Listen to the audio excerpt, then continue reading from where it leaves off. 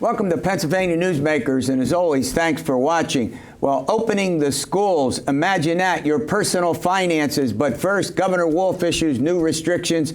As they say, let's get to it. Welcome to the fast-paced and unrehearsed weekly discussion featuring the leaders who help shape your world. Join us as we address the issues that impact you each and every day. This is Pennsylvania Newsmakers. And now, here's your host, Terry Madonna. Well, I want to make sure we all have our masks here, but there's a plexiglass screen between me and Marc Levy, nothing different than when we had Governor Wolf on last week. Marc, you feel okay over there? I feel great, thank you. Yeah, well, we got this plexiglass, so we don't need these while we're sitting here. At any rate, Marc Levy's with the Associated Press. He's one of the state's leading reporters. We have him on a good bit to keep us informed.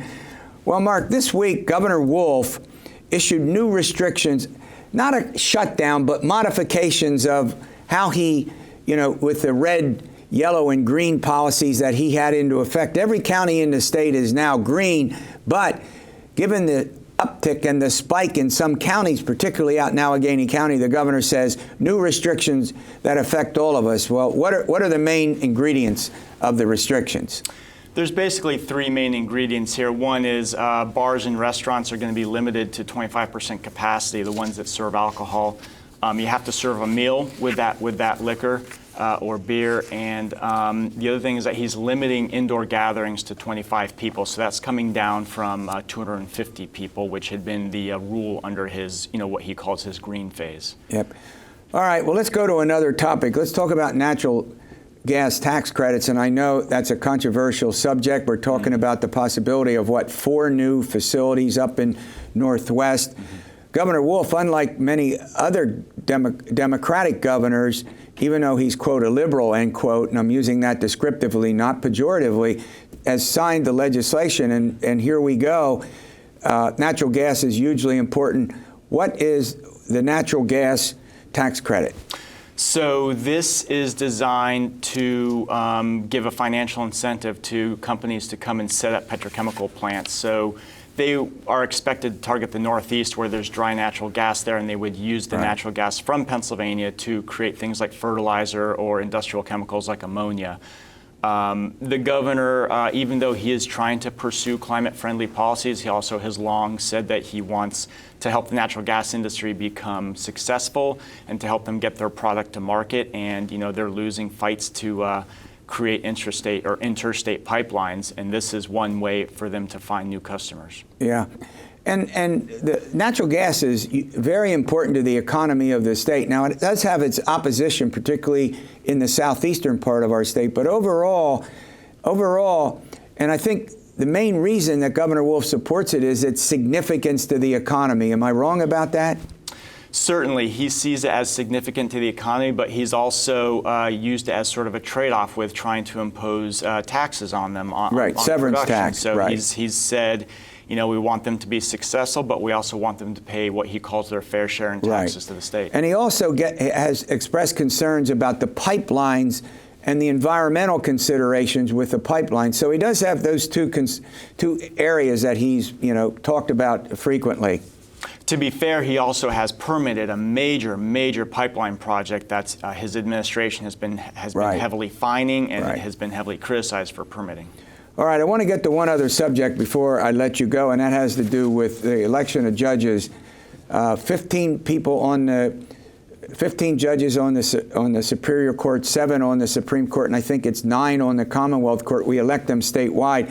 Republicans are pushing an amendment to the Constitution that would allow them to be elected out of districts, which the legislature would design. What's that all about? Look, this idea came up in 2018 after the state Supreme Court struck down congressional districts as being unconstitutionally gerrymandered. These congressional districts were drawn by Republicans, and Republicans were extremely unhappy about that decision. So, there were calls to impeach the Democratic Supreme Court justices who wrote that decision. But now this concept would also potentially shorten the lifespan of that Democratic majority on the state Supreme Court and force them either to retire or to move to a district where they would have to live. Yeah, but they have to amend the Constitution, and as you know, 2 sessions of the General Assembly have to approve it, and then it goes to the electorate. It's conceivably a long way off. Is that correct? Yeah, it is. Well, look, in theory, it could be before the voters in May of 2021, so next May. And depending on where you live, it could take some sort of power away from you. If you're living in Philadelphia and Allegheny County, it might limit your ability to elect judges from your area. All right. Well, look, I want to thank you for coming in. This is an important update. All right, coming in. We're going to talk about opening the schools and the controversy surrounding it and the difficulty in accomplishing that. We'll get to that after these words. This broadcast of Pennsylvania Newsmakers is presented by the Pennsylvania Chamber of Business and Industry, the statewide voice of business, and by the Pennsylvania State Education Association and Partners for Public Education, bringing the power of a great education to our schools, our students, and our communities.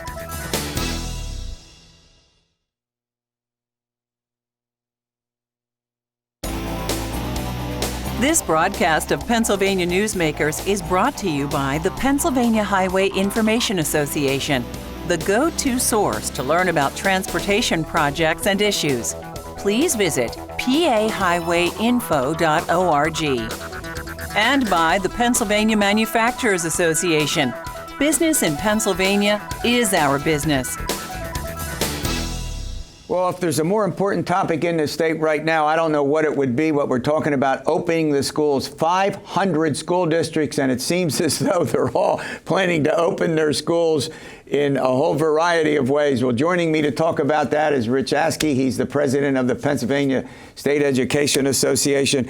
And I think you represent a few people who have something to do with the schools, right? Oh, I represent, I have the good fortune to represent 180,000 people who are teachers, are support professionals that fill every kind of job in this public school system. Well, you're the right person to have on here because you're in the thick of it, right at the center of it. We are. So let's go to the heart of it. It's obvious that the vast majority of schools are going to open. I didn't see any that said they weren't. Are there any that say they're not opening? I have not heard of any schools at this point that are planning on not opening. Okay. So, but they're doing it in a variety of ways, correct? They are, and it just depends on what's going on in their community and the needs of their community. What we did is we worked with 7 other education associations to form a task force that created a document that serves as a roadmap. We worked with the superintendents, the business officers, school boards, and we put this report together, and it's a very expansive, yet gets into minutia of directions that school districts can use to open up safely. And how's that been received? I think it's been received very well. We've given it to our members as well, so that when they're at the table talking to their administration, they're well informed, right? So that they can make sure the schools are reopening. And that was the good thing about the report, is that we brought all these stakeholders and these groups together so that we are on the same page. Yeah, well, you have to be. I mean, you can't have divisiveness from the entities that are involved in the operation, the daily as well as the long-term planning of the schools. So let's talk a little bit. I mean, obviously you've got right here, mask wearing. Now, again, we don't need a mask because we have this big plexiglass screen between the president of PSEA and me. But once we get out of these chairs, we put them on. All right, so the fact of the matter is that they can do it in person, they can do it remotely, they can do a combination of things. So talk about, that aspect of it and how that's going to play out. Well, the plans are just starting to come in. We're seeing them just this past week is when a lot of plans were being presented to school boards for approval, as is required. What we've seen a lot of is what we call a hybrid method, where students will come in for a few days a week and be online learning at home part-time. We're looking at, especially in the secondary level, they're looking at that because we have other issues. Transportation, that helps with transportation if you're transporting less kids to school at the same time. Yeah. Now you're a teacher, so you've been on the front line of, so it seems to me, and correct me if I'm wrong, I think when you get to high schools, people will take direction a little better, but you got to get worried about kindergarten, second, third grade, where, you know, they at that age, you know, they can run up and hug each other and get close. So there is some differences, isn't there, in terms of the grade level and the age level and how that all works? Absolutely. I mean, I taught kindergarten through 5th grade myself, so I understand. But we are helping our members right now at that grade level. We're developing kind of lessons like, let's read a book about hand washing. Let's talk about masks, where we're embedding it into lessons. We're making it part of the learning. I got to stop you. You just made a fabulous point. So in other words, by getting into how this all should be handled and by talking about it in school, you're educating them in a sense, and I've not heard of that before. So you're actually using it as a curricular activity, right? Oh, absolutely. I mean, we have to continue the kids learning the regular curriculum, but then if you embed these kind of lessons about how to wash your hands, the importance of wearing masks into those lessons, it also not only teaches the child, it creates an environment where everybody is aware that this has to be done. Yeah, that's great. All right, we're going to run to a break. When we come back, somebody's got to pay for all this, and it's not going to be easy, and it's going to raise expenses that schools have to deal with, and we'll get to that topic in a moment. This broadcast of Pennsylvania Newsmakers is brought to you by Cross-State Credit Union Association. Credit unions, where people are worth more than money. To find a credit union that is right for you, go to ibelong.org. And by the Energy Association of Pennsylvania, Pennsylvania's energy information source.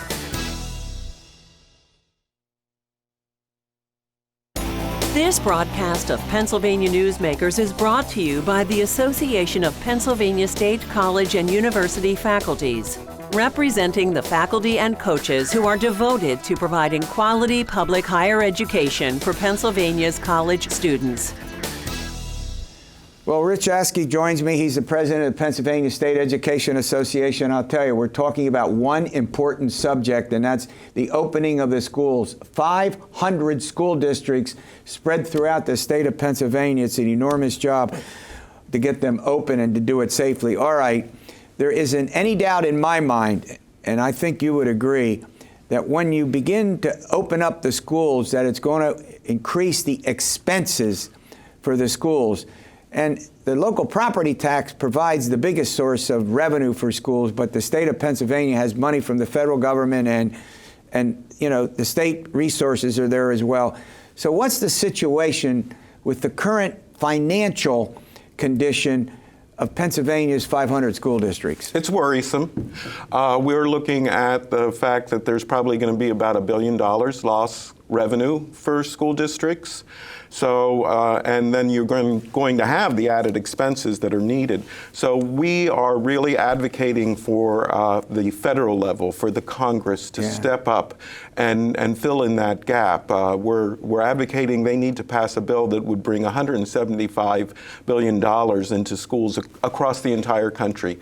And then we would be able to get the additional resources that are needed. Right. Yeah, I mean, I would think also that state lawmakers, I mean, the one great thing about Pennsylvania's large legislature, as you know, is that they tend to represent districts where they can get, how do I put this, close and personal with the people they represent, in particular with school districts. I would think that a lot of lawmakers in the state, as well as Governor Wolf, would recognize that schools just can't simply open up safely, and that's the operative word, I think, safely, without additional revenues of some sort. Well, they first of all, they started off by making, with the state budget, making sure that the schools had the same money in the state budget for the full year. Everybody else, they're waiting, they gave 5-6 months to, but they gave us an entire year, which we truly appreciate and thank them for. And there is about $200 million, I understand, coming in emergency type funding, and that will help with like PPE items, but it's not going to fill in that gap enough. Before I let you go, I want to read this, something that you all put out. Okay, school leaders have to address strategies for reducing the number of students in classrooms, enhanced cleaning procedures, policies related to masks, and here's something we don't think about very much, recommendations for meal preparation and serving procedures.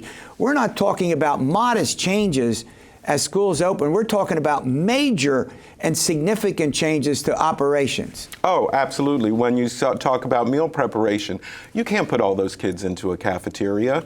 Our cafeterias are not made for social distancing. So I know some schools are looking at using their lobby and other multi-purpose rooms in addition for cafeteria. Some are looking at serving it in their classrooms, keeping them in their classroom. But there's other things, like what do you do when you're a first grade teacher and it's time to take them for bathroom break? Oh, yeah. Right. Oh, there's my gosh. all kinds of things that have to be thought of. All right, well, I'm giving you an assignment. You got to come back and keep us informed. Is that a promise? Oh, that's a promise, anytime. All right, thanks for coming. All right, coming up, your personal finances and the pandemic. We'll get to that in a moment.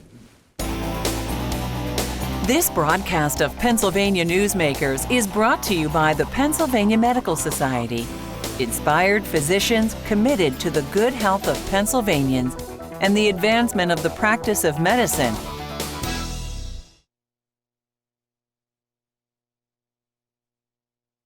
All right, a really important topic is on the deck. You and your personal finances. Joining me is George Nahodil. He's the president and CEO, I should say, of Members First Federal Credit Union. Welcome to the program. Thanks, Terry. All right, well, I'll tell you, the pandemic has had a lot of effects. We know it. Importantly, healthcare, no doubt about it. But it also has had significant financial implications and an impact on consumers. Yeah, consumers, I think part of it is just the uncertainty of everything, but I think it's important for them to know that they can come and talk to their credit union, and we're here to give them advice and give them the help they need. So there's a lot of services that are available to them. Like, for example, we have a concierge service where they can call and come and talk to someone about, how to consolidate their debts, how to skip a payment. So that they can, skip a couple of payments on their loans. So, we're here to help them. Oh, yeah. The other thing is, I noticed you put out a great statement. It has an impact on income, stimulus saving, home buying worries, travel insurance. It goes on and on throughout all aspects of somebody's personal finances, right? Oh, yeah. Yeah. You basically, people are trying to figure out, am I going to have a job? Where's my next paycheck coming from? But I think that the stimulus money that's come through has been very helpful to people. Yeah. And now it's really about trying to say, hey, how do I budget that money? How do I handle that money so that I'm not overspending and I'm looking out into the future to say, how am I going to make things work? You know what this also tells me? That we all have to be prepared in our own personal finances for situations that occur like this. It could be a recession, God forbid, a depression. It could be the kind of situation we face now. And so shouldn't people be looking long-term at their personal finances with more savings and more efforts to ensure? Yeah. We tell people you really, you need to have, at least 3 months of savings just to make sure that you have enough money that if something like this pandemic, if it happens, that you're prepared. Yeah. And again, it's talking to your financial institution, to your credit union, to say, hey, let us help you budget. Let's look at consolidating your debts. Let's look at where you're at financially, so we can help you to do that. Yeah, good point. The other aspects that credit unions and financial institutions work on is we've got a number of small businesses in particular that have been hard hit. Look what's happened to restaurants. Look what happened to salons and gymnasiums, and we can go through the list of important economic aspects of our life, things that we look at and handle and do and deal with we almost take for granted.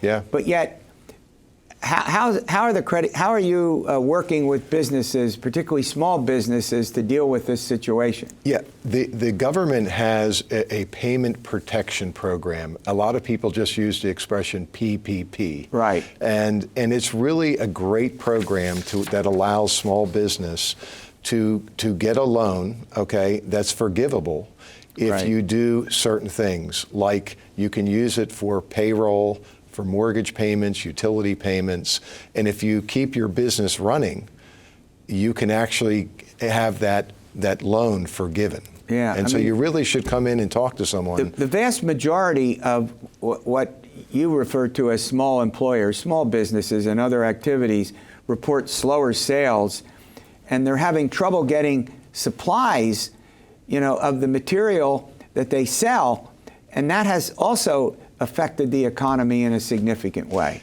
Yeah, there are inventory issues where, and you hear about them, like in the banking world, they're talking about a coin shortage. There's a coin shortage, and so they're saying— People don't want to touch them, is that it? Yeah. They don't want to touch coins? Yeah, so they're hanging on to them. Yeah. And well, let me tell you, here's what I've noticed. Almost everybody is holding this up, and they're zooming, or whatever they're going to do, hit it, and you don't have to touch anything or anybody, right? Terry, it's a great point. The device that you have in your hand, that phone, can do everything. Yeah. You can check your balance, you can deposit a check, you don't even have to walk into a bank lobby or a branch lobby. And you're supposed to wipe it down, too, regularly, yes, right? Yeah, because definitely. it goes everywhere with It's like us. your hands. You got to wash your hands, you got to wash your phone. All right, before I let you go, the CARES Act has provided money to assist in economic relief. Quickly, what's that about? Well, yeah, it's basically the government providing funding, and people really need to come out and talk to their credit union and say, hey, tell me how I can benefit from the programs that the government has to offer. Yeah. And I really do recommend that people go and talk to their financial institution representatives and talk to your credit union folks to say, hey, what's out there that can help me? Well, Whether that's it's another aspect. They may not even be aware that there are programs that they could benefit from. Yeah, there are programs out there, and credit unions have consumer programs, they have business programs that can really help people at this time of need. Yeah, and this is certainly needed. I mean, this is a huge deal, and somehow, some way, we have to get through this, and the personal finances have to be dealt with. It's one of those subjects that a lot of people don't like to talk about. I think that's part of the problem, is that people are uncomfortable talking to people. All right. But you have to be. Thank you. All right, we'll see you next week for another edition of Pennsylvania Newsmakers, and as always, stay well.